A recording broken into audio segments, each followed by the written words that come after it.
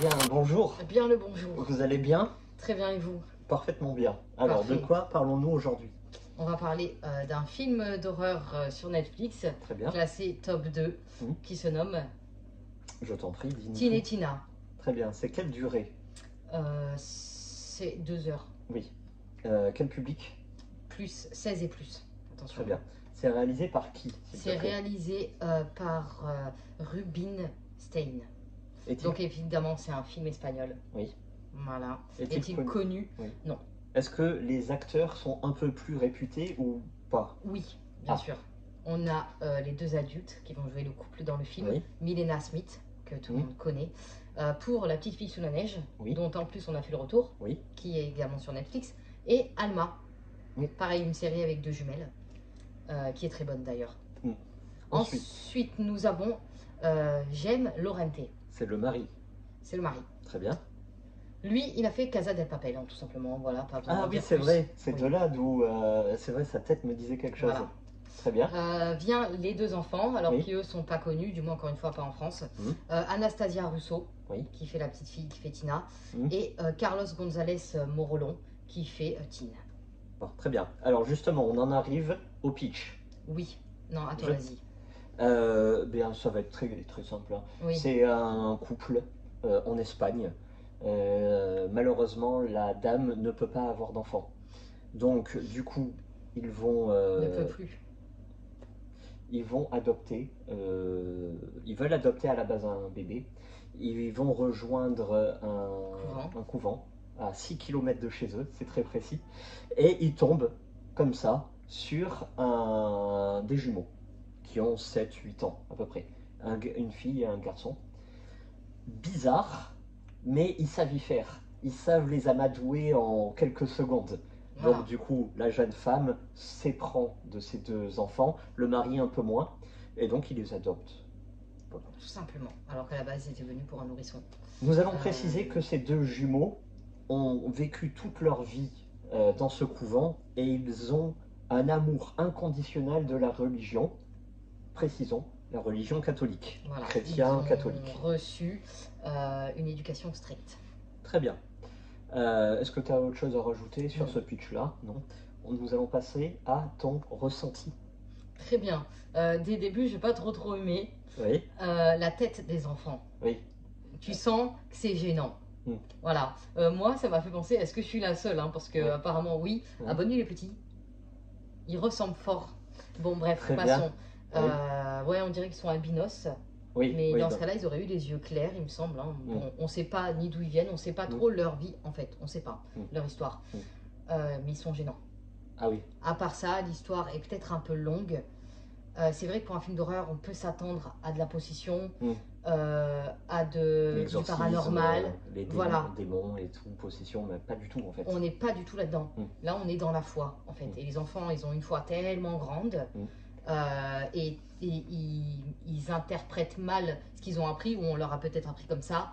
Et donc, ce qu'ils vont faire, on va pas spoiler, mais c'est pas très bien. C'est pour ça que, comme tu faisais si bien la remarque, on est plus dans du thriller psychologique que dans de l'horreur. Ah oui, oui, moi je dirais ce film c'est un thriller psychologique.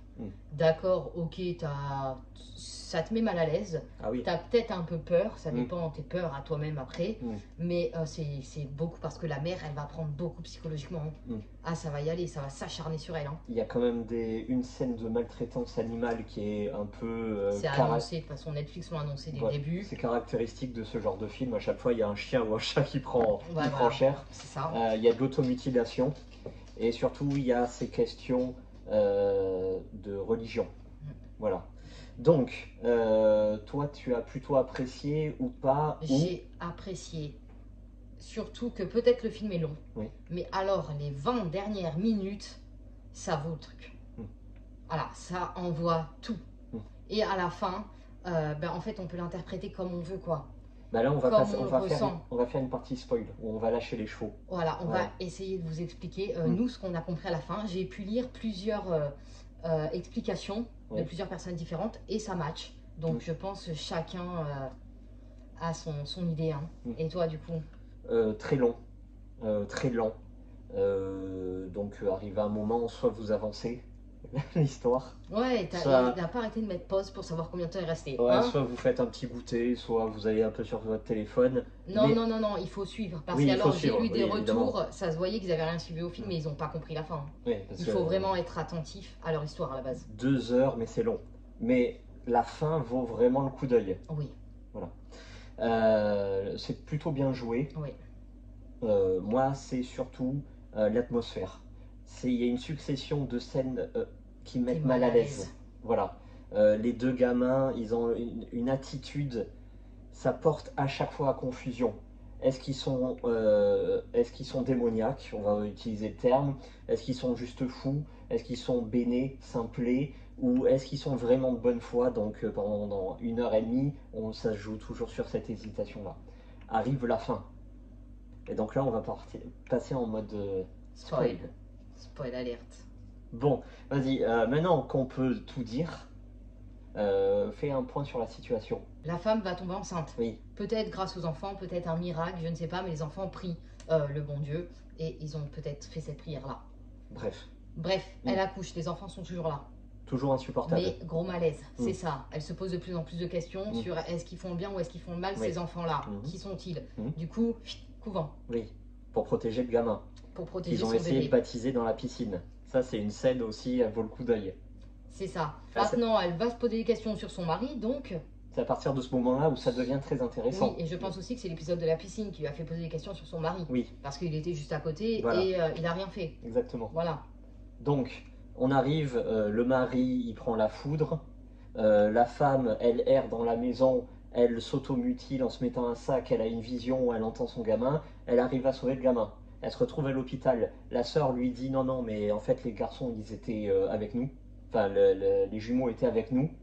Et votre mari est mort. Votre bébé est sain et sauf. Là, ça coupe, on passe à l'enterrement. Et là, on voit l'enterrement, la femme a réadopté les 2 gamins.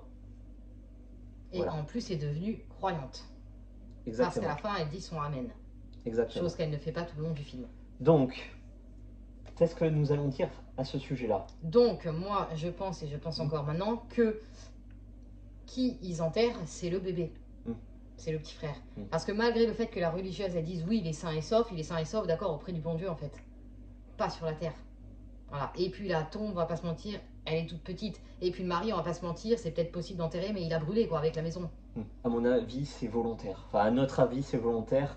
Il y a 2 interprétations possibles entre ce que l'on entend et ce que l'on voit. Ce que l'on entend, eh bien, le gamin, le bébé va bien. En fait, tout va bien. Elle a réadopté les 2 enfants. Les 2 enfants n'y sont pour rien. C'est qu'une illusion. C'est une illusion. Tout va mal. Et la mère devient religieuse. Ouais. Donc elle a la foi, elle a vu Dieu, c'est un miracle, tout est beau, tout est joli. Religieuse, je pense, du côté des enfants, c'est-à-dire dans le mal, quoi. Sauf que ce que tu vois, c'est l'inverse. Et donc on a la vision positive de leur religion, et ce que tu vois, c'est la vision maléfique ou mauvaise de la religion. C'est ça. C'est-à-dire que le père prend la foudre et là tu vois bien le symbole de la croix enflammée. Oui, oui, ah oui, je l'ai vu, direct. Ça fait une croix qui tombe en fait, donc voilà. Les gamins étaient bien dans la maison, c'est eux qui ont bougé le bébé. D'ailleurs, c'est dit, hein, on voit la taille, tu sais, la mesure des gamins, oui, Tim et Tina, c'est un clin d'œil, ils étaient là. Avec la musique. Avec la musique, le cercueil, comme tu dis, il est trop petit, donc c'est un gamin. Il est trop petit. Et puis même sa voix, elle est habillée tout en noir. Et même, il parle, le prêtre. Il le dit. Oui, double interprétation. Soit comme tu dis, il est là, mais surtout il est monté au ciel auprès du Seigneur. Voilà, c'est ça. Voilà. Donc double interprétation, c'est la contradiction. Ouais, je pense que c'est ça, parce que sinon le bébé, on le verrait. Contradiction entre la bonne pratique de la religion, le bon usage, la foi, et la détermination, enfin je sais pas comment, l'extrémisme religieux, voilà. C'est vraiment l'image du Dieu qui punit le péché en fait. Oui, voilà, c'est ça. Quelque chose à rajouter? La mère sur son lit c'est presque un lit de mort d'ailleurs quand elle est à l'hôpital. Elle dit ouais, les enfants, c'était pas eux, ils sont innocents. Alors qu'on voit très bien à la fin, lors de l'enterrement, ils ont un sourire mais équivoque, qui veut tout dire. De toute façon, on sait qu'ils, leurs collègues, leurs camarades d'école qu'ils ont poussé dans le ravin, bon, c'est eux. Hein, le chien, c'est eux. Le baptême dans la piscine, c'est eux. Donc voilà. Quand ils ont voulu essayer de la faire manger de force. Ah oui. Ils ont mis de la poudre. C'était pas du sucre glace, hein, c'était de la poudre à insectes. Hein. Ouais, donc c'est eux. Est-ce que tu conseilles, et si oui, à qui? Et sinon, pourquoi? Au plus de 16 ans, hein, c'est clair et net. Ouais. Parce qu'il est vraiment gênant ce film. Hein. Enfin, rappelle-toi juste des 20 dernières minutes. Ça explose en fait. Oui. Ça explose. Et faites bien attention, bon, on est dans la partie spoil. On rappelle que la femme, elle a vécu un traumatisme par rapport au feu, qu'elle a perdu ses parents et sa jambe. Hein. Pour ceux qui ne comprennent pas pourquoi elle est comme ça, figée devant le feu, qu'elle ne sait pas quoi faire, elle cherche à... Vrai, voilà, c'est tout en fait. Hein. C'est tout. Est-ce que c'était déjà une punition divine? On conseille. On conseille. Règne pour la fin. Après, armez-vous de courage pour la première heure. Parce que c'est long. C'est ça. Très bien. Que dire d'autre? Est-ce qu'on va adopter Tine et Tina? Bien sûr que non. Non, ça va aller. Voilà. On va aller à SPA, ça va aller mieux. Voilà. Hein, et petite mention spéciale au mari. Qui vraiment tout le long du film, c'est un gros lâche. Il joue sur toutes les facettes du monde, le gars. Hein? Oui, c'est vrai, ouais. Voilà. Bon, bref. Merci à vous. Merci. Et puis à bientôt. À très vite.